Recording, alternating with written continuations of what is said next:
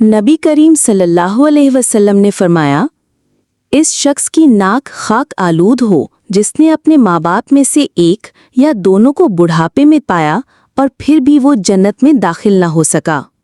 ये हदीस रसूल अकरम सल्लल्लाहु अलैहि वसल्लम की उन अहादीस में से है जिसमें शदीद अफसोस और महरूमी का जिक्र है।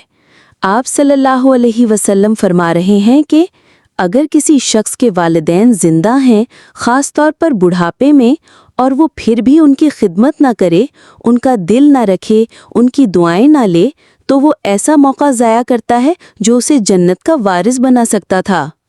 ये हदीस हमें याद दहानी कराती है कि वालिदैन सिर्फ रिश्ते नहीं बल्कि जन्नत के दरवाजे हैं।